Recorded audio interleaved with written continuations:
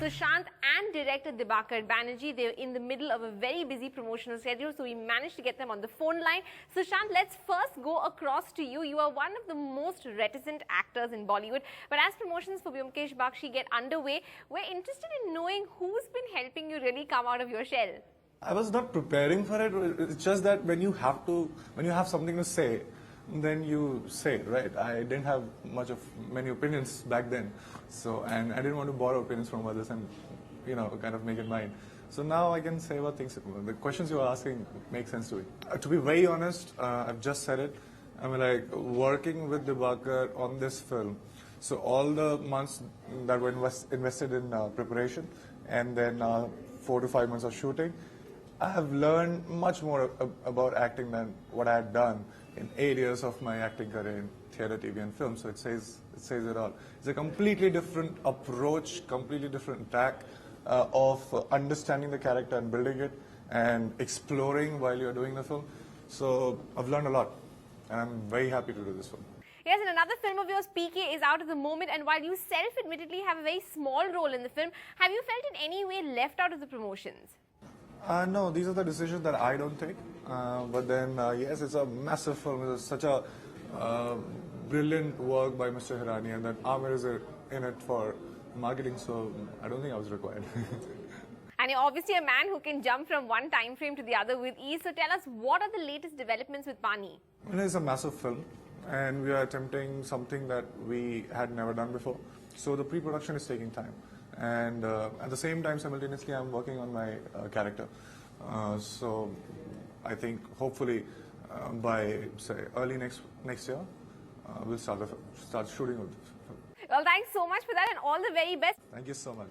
So now let's go over to Dibakar. Dibakar, thanks so much for joining us. We've always said that Sushant is one of the most low-key actors in Bollywood, but somehow he manages to impress all the people in the right places. I mean, obviously, he has a great body of work. That goes without saying.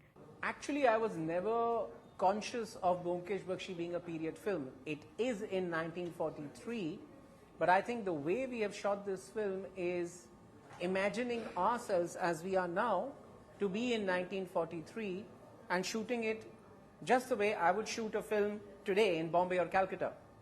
So though the period is set in 1943, I don't think I'm the kind of director who gets into, a revivalism of technique and all just to show you that I'm in a period.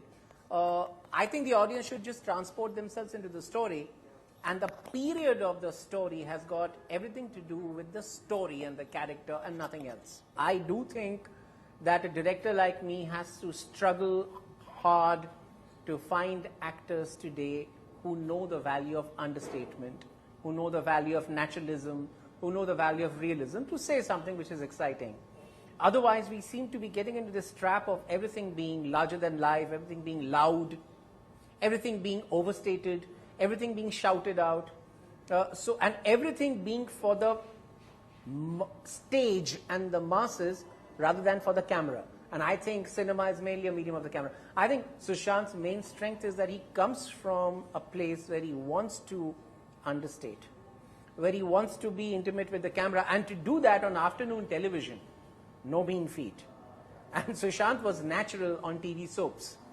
Now that itself deserves a big award. Yeah, it's quite something. So that's the first thing that drew me to him. And I was looking for somebody who was on the cusp of a huge breakthrough into stardom. Because I think just before you're a true huge star, and Sushant will be very soon, and I hope my film has a part to play in that, what happens is that there is a certain interesting vulnerability that is still there, and that's very human. And this story is about Byomkesh's first case, when Byomkesh is not the first detective, when Byomkesh is about to break through. In fact, this story is about a time when nobody even knows Byomkesh Bakshi. It's about Byomkesh beginning. Byomkesh begins, and it's a coming-of-age story. So both these factors, I think, went into casting Sushant. And obviously the film is a period film, it's unconventional with a hero in a dhoti. Do you ever have moments where you wonder if this being a period film will be tough to sell? You see, when we were about 10 or 11, we were told not to read Dibakar Banerjee's books because they were supposed to be for grown-ups.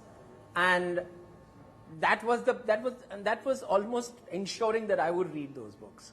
I read all of Sharadindu Banerjee's books, and this is just to tell the viewers that it's not only Byomkesh. Sharadindu Banerjee is a literary giant, and all his other historical novels and social stories and books and all that, they are really up there, really, really up there.